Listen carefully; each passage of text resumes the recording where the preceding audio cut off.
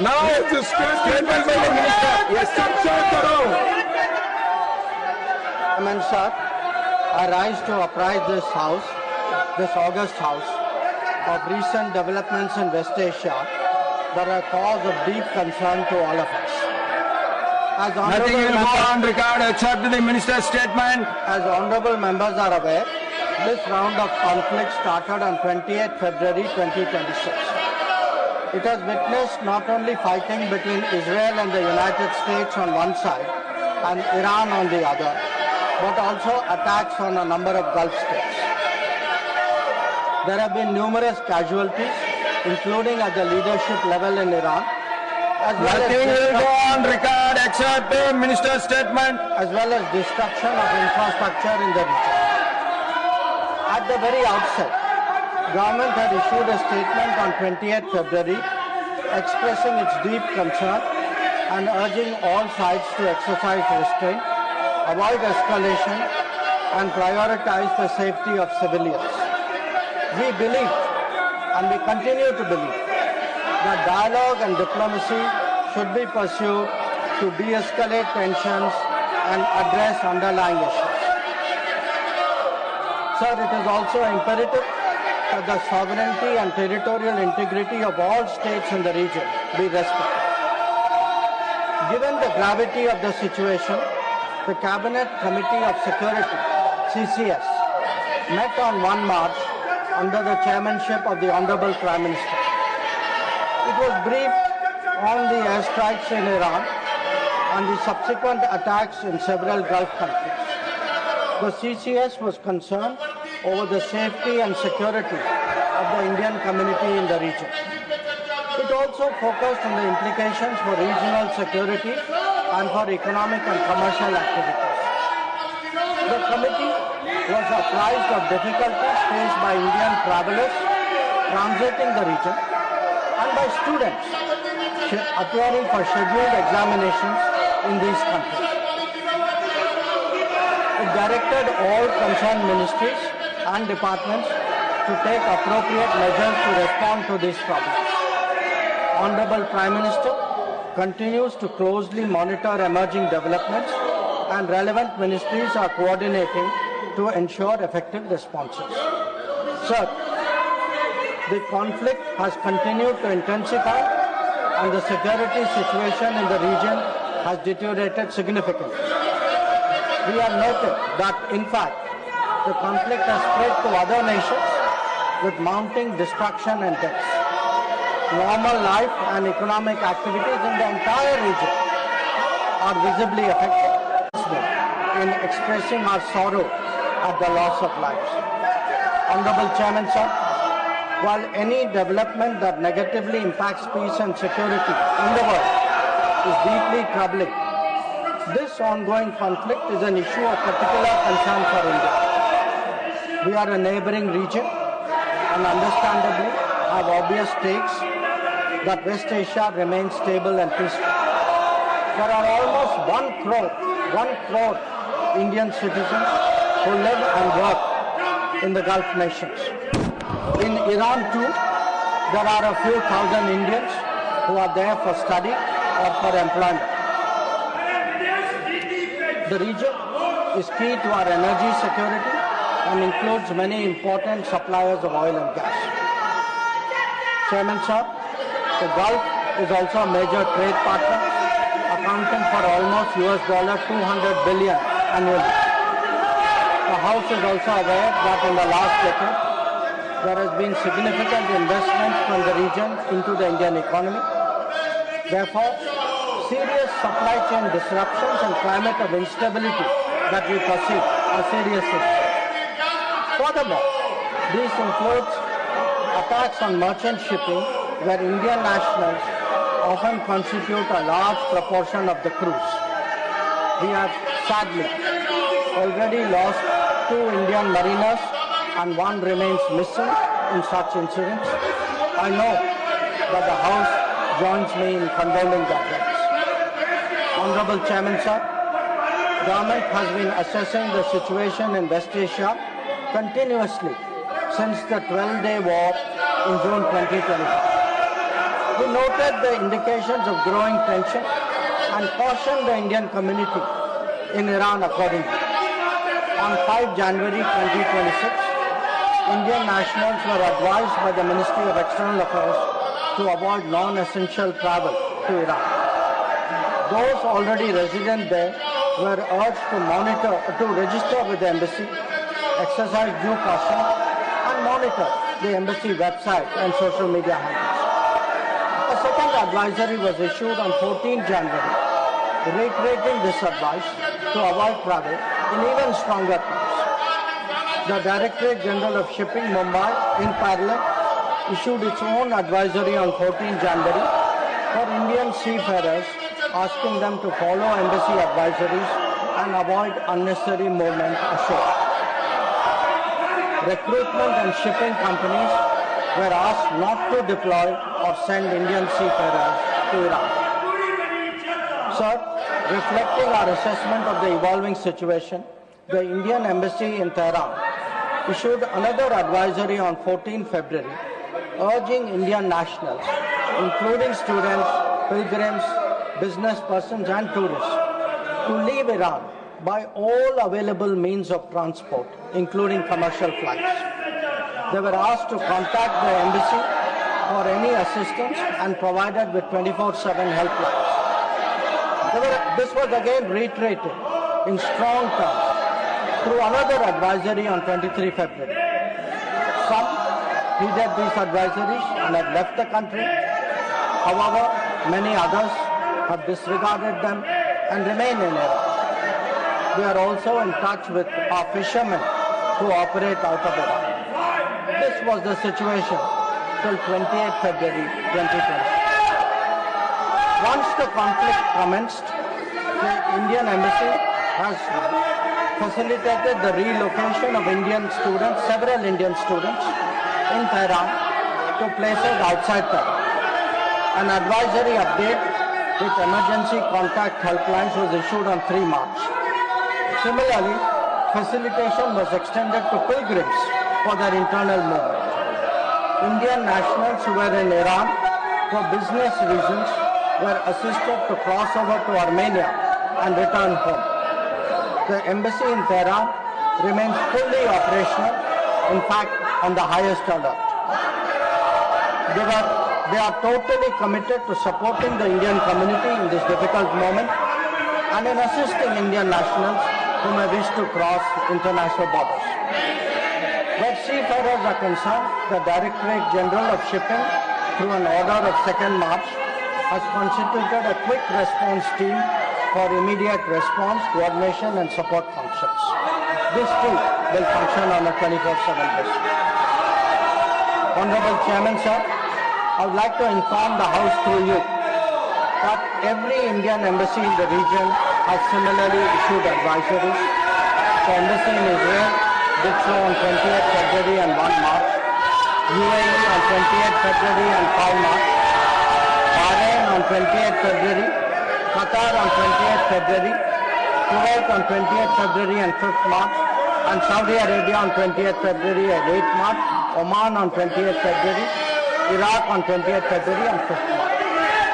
MEA has set up a dedicated special control room to monitor the situation and respond to queries from those. I will come back to let him complete his statement.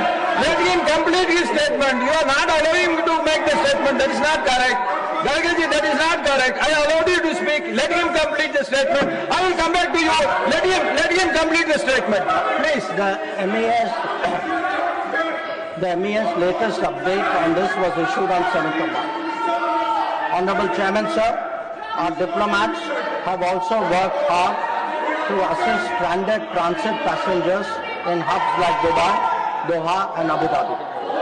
They have facilitated international border crossings for Indian nationals, including from UAE to Oman and from Qatar, Kuwait and Bahrain to Saudi Arabia. Wherever there has been a partial opening of airspace, we have approved and undertaken commercial flights, including non-scheduled flights, to enable the return of Indian passengers. Our estimate is that as of yesterday, almost 67,000 of our nationals have done so. Sir, I also saw, today I was informed of a handout information put out by the Ministry of Civil Aviation, and this tells us of the efforts government is making. Yesterday there were 15 inbound flights operated by Indian carriers which arrived in India, on the 7th. On the 8th there were 49 flights, and on the 9th there are 50 flights. So I want to assure the House that every effort is being made that those who are stuck in the region, those who are transit passengers who are there, those who need to come back urgently from this region, we are making every effort for them to do so. Chairman, sir, throughout this period, government maintained close contact with relevant countries. Honorable Prime Minister himself has spoken to the President of UAE, the Amir of Qatar, the Crown Prince of Saudi Arabia, the Crown Prince of Kuwait, the King of Bahrain, the Sultan of Oman, the King of Jordan, and the Prime Minister of Israel. In each case, we received assurances that the well-being of the Indian community would be a priority for the host government. I have similarly been in close touch with my counterparts in these countries. Insofar as the United States is concerned, we have maintained regular contacts through diplomatic channels. While attempts have been made, contacts with Iran at the leadership level are obviously difficult at this time. I have, however, spoken to Foreign Minister Arakchi on 28 February and 5 March 2026. We will continue these high-level conversations in the coming days. Sir, the House will also be interested in the issue of an Iranian vessel that is currently docked in Kochi. The Iranian side had requested permission on 28 February for 3 ships in the region to dock at our ports. This was accorded on 1 March. IRIS Lavan actually docked on 4th March in Kochi. The crew is currently in Indian naval facilities. We believe that this was the right thing to do, and the Iranian foreign minister has expressed his country's thanks for this humane gesture. Honorable Chairman, sir, in view of the implications of this conflict for our energy security, I also seek to address that particular concern. Government remains committed to ensuring that fully, taking into account availability, costs, and risks of the energy markets. For us, the interests of the Indian consumer has and will always be the overriding priority. Where required, Indian diplomacy has supported the endeavors of our energy enterprises in this volatile situation. Honorable Chairman, sir, let me conclude by highlighting the 3 guiding factors of our approach. 1. India is in favor of peace and urges a return to dialogue and diplomacy. We advocate de-escalation, restraint, and ensuring the safety of civilians. 2. The well-being and security of the Indian community in the region is our priority. We will continue to work with the governments of the region towards that end. And 3.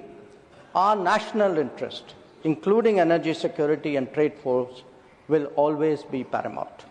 I am confident, sir, that the government has the full support of this august House on this matter. I thank you. Now, Honorable Leader of the House.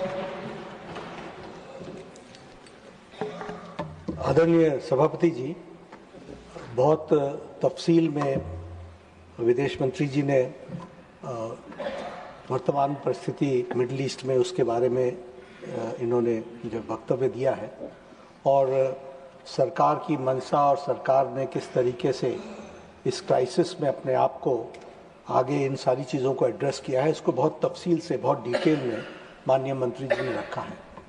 जो opposition की तरफ से energy के बारे में भी प्रश्न था, उसका भी उन्होंने उस पर प्रकाश डाला है और बताया है कि सरकार किस तरीके से सारी चीज़ों पर सजग भी है, एक्टिव भी है, एड्रेस भी कर रही है और उन सभी समस्याओं के साथ आगे बढ़ करके भारत की जनता को और भारत की आवश्यकता को ध्यान में रख करके हम आगे बढ़ रहे हैं।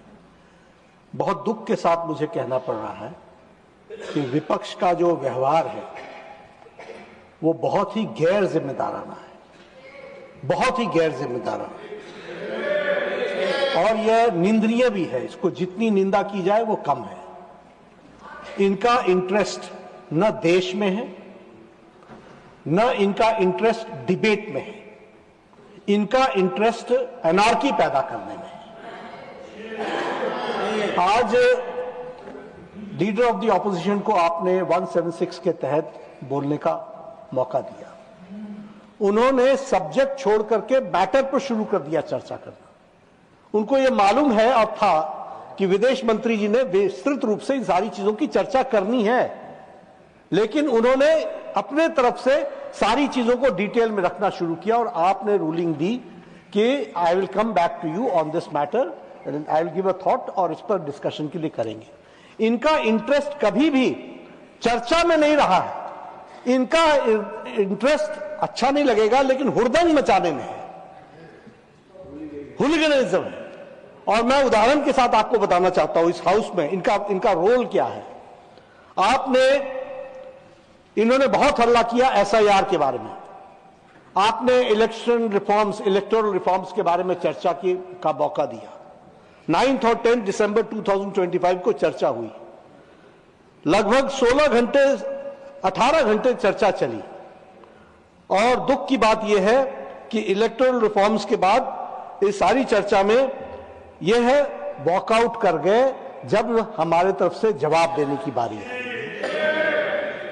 उसी तरीके से जब special discussion regarding the India's astronaut abroad in international space station and critical role of the space program Viksit Bharat 2047 पर चर्चा हो रही थी 18 अगस्त 2025 को, तो ऑपोजिशन ने इस चर्चा में भाग लेने से अपने आप को अलग रखा।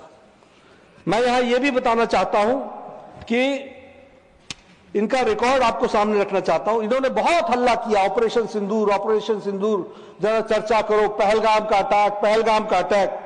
16 घंटे डिबेट चली और जब गृह मंत्री जी ने जवाब देने की बारी आई तो यह विपक्ष वॉकआउट करके चला गया। यह इनका रिकॉर्ड है, इसको हमको ध्यान रखना चाहिए। उसी तरीके से वक्फ बिल पर जब जेपीसी की रिपोर्ट यहां रखी गई तो उस समय भी इन्होंने लोकसभा में वॉकआउट किया।